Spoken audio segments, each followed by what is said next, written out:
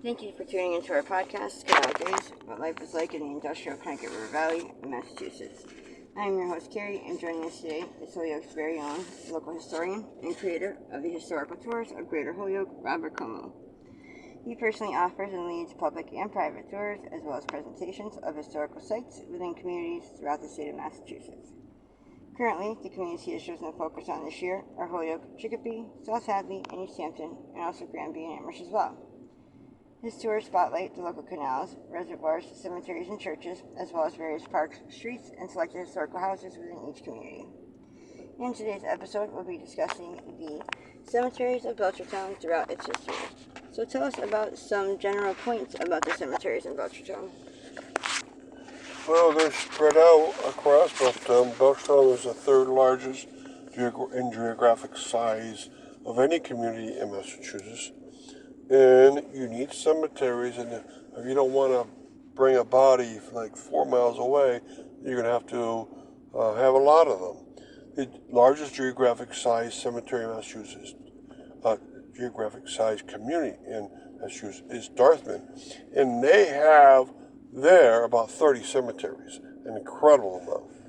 At least in Belchertown, you don't have that many. All right, so today we're going to talk about some of the cemeteries of Belchertown that got lost to the Quabbin, and what did the Belchertown State School do with its burials along the years, and list out the cemeteries from old to new for you.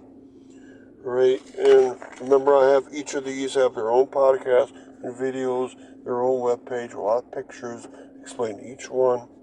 And this is great for local historians and great for genealogists, because you'll be able to find ancestors from the past that are buried in specific cemeteries. And what cemeteries did Belchertown lose to the Quabbin Reservoir? All right, it lost a couple of cemeteries. The Bacon Family Cemetery was in Enfield, Massachusetts, at some point, and then when Enfield was one of the 4 disincorporated towns of the Quabbin area that would lose land to the Quabbin, Enfield was disincorporated. It lost its Bacon Family Cemetery, and then the land that it was on was given to Belchertown, so there's no more Enfield. There's also a cemetery called the Blue Meadow Cemetery. Also in that cemetery, they had the burials and stones taken out and put into Quabbin Park Cemetery. And the land that it was on was taken from Enfield, which is disincorporated, and given to Belchertown also.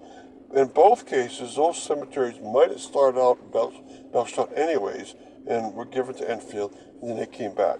So I'm going to look into that at some point. I know in Pelham, that's true for a couple of cemeteries.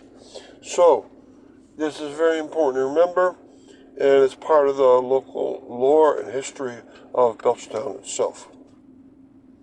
And real quick before we continue with the rest of our interview, just to fill our listeners in, if you want to sign up for any of his various tours or find out more information, you can check out his website at holyokecanaltour.org. And there you can find videos and podcasts of the stops along each of his tours, as well as photos and text of the historical sites throughout as well. And for more inquiries or private tours, you can email him directly at bobcat4214B@yahoo.com. And his tours make for fun, educational, outdoor activities for families and group parties. So getting back to our interview, what did Belchertown State School do with the burials? All right. Now, Belchertown State School started, I think, in the year 1923, and it started burying people right away, because these kind of people, the retarded, actually have a shorter lifetime than a non-retarded person. All right. So, in 1923 to 1925, they were burying their deceased students at the South Cemetery in Belchertown. And I've recorded maybe 15 burials from Belchertown State School to that cemetery. They were paid for by Belchertown State School. Now, they probably thought to themselves, why keep doing this?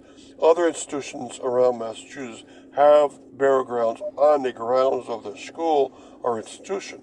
So, for instance, in Northampton, Insane Hospital, we're burying them right on the ground. Bridgewater, other places around Massachusetts were doing this. So why not do it here? Just have a cemetery on the grounds itself. And so then they started using their own cemetery, which was the Pine Grove Cemetery. Right, and that started out in 1925. Now, the Pine Grove has a large plaque which says these are all the burials that we have in this cemetery. So what I did, I tracked all the deaths from the Belchertown Straight School. Most of the burials were into other communities around Massachusetts because that's the way the family of the deceased student wanted it. 2/3 of the burials were that way. 1/3, though, the families said they could bury it right on the state school's grounds. And so the burial took place in the Pine Grove. So there's about 15 going to the South Cemetery 1923 to 1924. By about May of 1925, the burials are going into the Pine Grove Cemetery on the grounds. Now, in the early spring of 1925, I found 2 burials that did not go to the South Cemetery, did not go to the grounds of the Belchertown Straight School, at least the Pine Grove Cemetery. But it says institutional burial, and they're not on the plaque. So there might be 2 more burials somewhere else on the grounds of Belchertown Straight School, not in the cemetery. Or else, when the plaque was made, they forgot the first 2 burials. All right, so I want to check into that at some point, and I want to back up the results that they had from late 1925 to the 1980s when it was closed, and see if they caught everyone correctly on that plaque. And list out the cemeteries from old to new. Okay, there's a lot of cemeteries in Belchertown, and what I'm going to do is talk about the oldest one up to the modern age, and I'm going to do it in chronological order, and this is also going to be with the year, and I'm also going to say a short bit about that cemetery. So the first one was South Cemetery, made in 1743. The first pioneers into Belchertown needed a place to get buried, and the South Cemetery has a modern part and a very old part. The Lake Vale in 1755 was basically a neighborhood cemetery towards the north of Belchertown, and the South Cemetery was towards the south. The rural cemetery started out as Coleman Dark Corner Cemetery, has a Baptist cemetery, and its first burial has an epitaph on it that matches a Baptist cemetery in Grammy, Massachusetts. Rural was formed in 1769. Then there was the Dwight Cemetery, a family cemetery from 1790. The Evergreen Cemetery from 1795. The Liberty Cemetery, which borders Ludlow and borders another cemetery in Ludlow, is from 1801.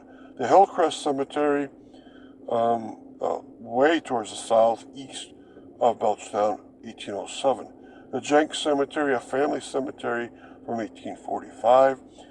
The Mount Hope Cemetery, which is the largest of all cemeteries in Belchertown, and is non-denominational, so Protestants and Catholics can be buried there, is from 1846.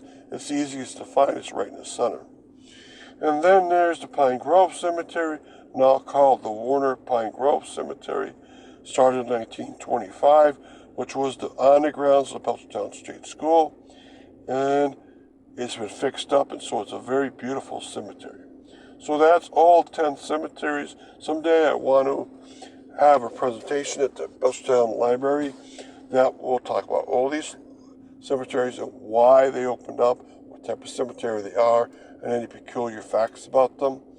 And each one of them I want to have a tour in, and each one has their own webpage and videos and podcasts and many images. So make sure you catch all these features. You might find out facts about it that you find interesting, or if you're a genealogist, you might find a family member this way. And thank you, Robert, for educating us on your tours and historical topics of your expertise. And of course, we want to thank our listeners for tuning in. And you can check out a large selection of other podcasts on his website as well as on SoundCloud.com. And be sure to stay up to date with new videos and podcasts posted daily. Thank you for tuning in.